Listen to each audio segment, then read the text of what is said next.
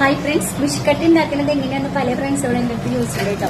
അതിന് വേണ്ടിയിട്ട് ഞാൻ ഉണക്കല്ലരി ഉണ്ടല്ലോ, ചുവന്നരി ഉണ്ടല്ലോ, അതാണ് എടുത്തിട്ടുള്ളത് കേട്ടോ. മക്കളുടെ ഫ്രണ്ട്സുകളൊക്കെ വിളിച്ചിട്ടുണ്ട്, കുറേ പേര് വരും. അപ്പം ഞാനൊരു 6 നാഴി എടുത്തിട്ടുണ്ട് കേട്ടോ, കുറച്ച് അധികം ഉണ്ടാവും. അപ്പോൾ അത് ഫസ്റ്റ് വാഷ് ചെയ്യാം, കാണിക്കാം കേട്ടോ. അപ്പോൾ ഇതാ നമ്മൾ വാഷ് ചെയ്തുകൊണ്ടിരിക്കുകയാണ് കേട്ടോ. ഇതിൻ്റെ ചുവന്ന കളറൊക്കെ കുറേയൊക്കെ പോയിട്ടുണ്ട്.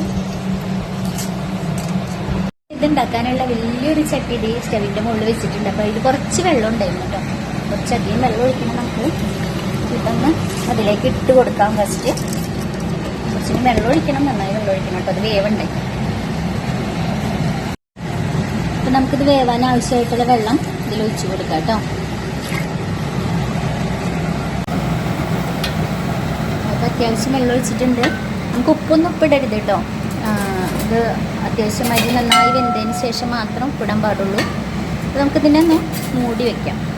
ഫ്രണ്ട്സ്, കുറച്ച് നേരമായിട്ടുമ്പോൾ നമ്മളിത് ഇട്ടിട്ട് പതുക്കെ ഇളക്കി കൊടുക്കാം കേട്ടോ.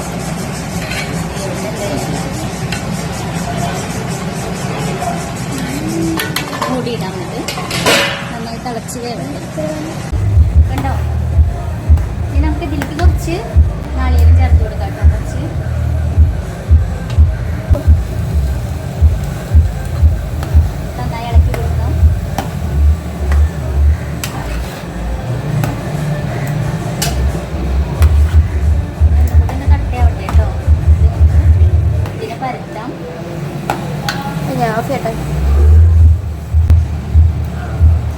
കുറച്ച് ഉപ്പിട്ട് കൊടുക്കാം ഗൈസ്. ഓക്കെ ഫ്രണ്ട്സ്, പരത്താനുള്ള ഭാഗമായിട്ടുണ്ട്. നമുക്കിത് അടുക്കുമ്പോൾ ഇറക്കാം കേട്ടോ. അപ്പോൾ വിഷ്കട്ട പരത്താനായിട്ട് നമ്മൾ 3-4 ഇലകൾ നീളത്തിൽ ഇങ്ങനെ നിരത്തി വെച്ചിട്ടുണ്ട്. അപ്പോൾ അതിന് മുകളിൽ നമ്മൾ കുറച്ച് നന്നായിട്ട് കുറച്ച് നാളികേരമൊക്കെ ഒന്ന് വെതറി കൊടുക്കുക കേട്ടോ. അതിൻ്റെ മുകളിലാണ് നമ്മൾ നമ്മുടെ ഈ വിഷ്കട്ടനെ പരത്താൻ പോകുന്നത്. ഇതിൽ നമുക്ക് ഈ വിഷ്കട്ടനെ പരത്തണം. ഞാൻ ഇട്ട് കൊടുക്കാം കേട്ടോ. എന്നിട്ടിങ്ങനെ പരത്താണ് വേണ്ടത്. ഇതെല്ലാം ഇട്ട് കൊടുക്കാം.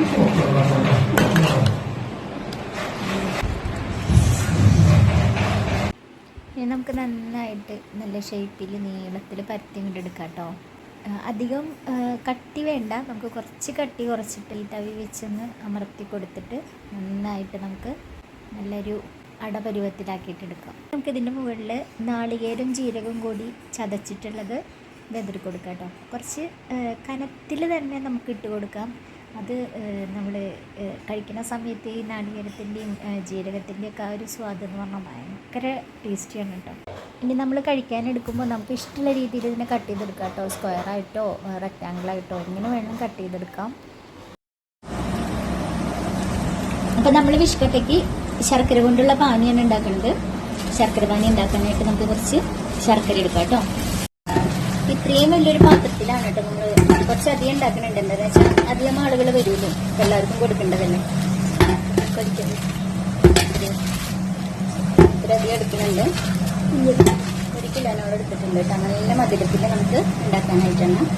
അപ്പോൾ നമുക്ക് ഈ ശർക്കരനൊന്ന് ഉരുക്കണം. നമുക്ക് കുറച്ച് വെള്ളത്തിലോ അല്ലെങ്കിൽ നാളികേരം പാലിലോ നമുക്ക് ഉരുക്കിയെടുക്കാം കേട്ടോ. വെച്ചിട്ട് അതിൻ്റെ 1-ാം പാല് മാറ്റി വെച്ചിട്ടുണ്ട് കേട്ടോ. അപ്പോൾ ഇത് ഈ പാലിൽ നമുക്ക് ഇതിലൊന്ന് അരിയിച്ചെടുക്കാം. കുറച്ചൊന്ന് വെള്ളം ചേർക്കാം കേട്ടോ. പാല് വെച്ചിട്ടുണ്ട്. ആ പാല് കുറച്ച് ഉണ്ട്. നമ്മളിപ്പോൾ അടുത്തുനിന്ന് വെച്ചിട്ടുണ്ട് കേട്ടോ. നന്നായിട്ടൊന്ന് ഇളക്കി കൊടുക്കാം. അതിങ്ങനെ വരെ കയ്യൊന്നും നന്നായിട്ട് കൊടുക്കാം. ശർക്കര പാനി തിളച്ചുകൊണ്ടിരിക്കുന്നതായിരിക്കും. നമുക്ക് കുറച്ച് ജീരകവും പിന്നെ ഏലക്കായും കൂടിയിട്ട് ചതച്ചിടണം കേട്ടോ. നമുക്കത് ചതയ്ക്കാം. അതിലേക്ക് നമ്മളിത് ചതച്ചിട്ടുള്ള ജീരകവും ഏലക്കായും കൂടി ചേർക്കണം കേട്ടോ. നന്നായിട്ട് അവിടെ കിടന്ന് തിളച്ചിട്ട് പിന്നെ 1-ാം പാല് ചേർത്ത് കൊടുക്കാം. കൈവിട്ടോ നന്നായി തിളച്ചു തുടങ്ങിയിട്ടുണ്ട്. അപ്പം നമുക്ക് 1-ാം പാല് ചേർത്ത് കൊടുക്കാം കേട്ടോ. എനിക്ക് ഇപ്രാവശ്യത്തെ വിഷ്കട്ട ഉണ്ടാക്കി കഴിഞ്ഞിട്ടോ. വലിയ വിഷ്കട്ടയാണ് ഉണ്ടാക്കിയിട്ടുള്ളത്. കുറേ പേരിന്ന് നമുക്ക് ഗസ്റ്റുകളായിട്ടുണ്ട്. അപ്പൊ ഞാൻ കാണിച്ചു തരാം നമ്മുടെ വിഷ്കട്ട. കണ്ടോ,